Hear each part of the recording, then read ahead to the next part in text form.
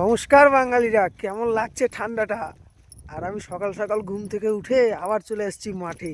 আর দেখতে পাচ্ছ আমার আশেপাশে যতগুলো দেখতে পাচ্ছ না, একদম কুয়াশায় ভর্তি।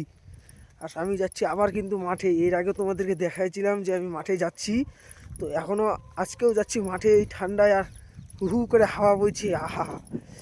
যারা গ্রামে থাকে তারাই এটার মজা বুঝতে পারবে, সবাই বুঝতে পারবে না, বুঝলে তো? আর এই রাস্তাটা না সত্যি সবার কপালে জোটে না বস। আর তোমরা কে কে থাকো গ্রামে, এর আগেও বলেছি এখনও বলছি, অবশ্যই কিন্তু কমেন্টে জানাবে।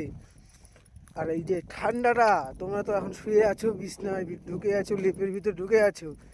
একবার গ্রামের এসে সকালবেলা ঘুম থেকে উঠে অল্প মাঠে এসে দেখো, কি যে মজা পাবে।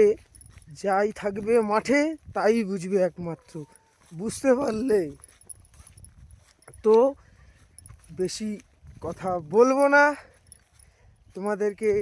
আমি আমার গোটা গ্রাম দেখিয়েছি, এবার আমি মাঠও দেখে আসছি।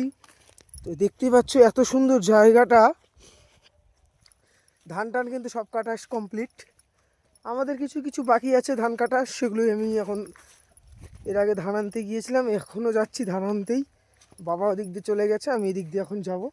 আর এদিকে দেখো জমির আল বাল কিচ্ছু বোঝা যাচ্ছে না যে এদিক দিয়ে গেলে যে জমিটাতে, মানে জমির যে আলটা আছে, কারণ ধান কাটে হারভেস্টার একদম মারা দিয়ে দিয়েছে। তো আমাকে এখন তোমরা কীভাবে দেখতে পাচ্ছ সেটা আমি নিজেও বুঝতে পারছি না। আর আমার তো মুখের সামনে মাস্ক আছে, তো এই কারণে আমি কিছু বুঝতেও পারছি না। আমি খালি নিজের মতো তোমাদেরকে বলছি।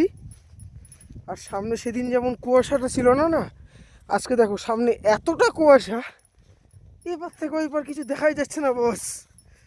তো কি বলবো, ভালো থাকো বাঙালিরা, সুস্থ থাকো বাঙালিরা, আর এইভাবে সাপোর্ট করো আমাকে বাঙালিরা। Bye bye.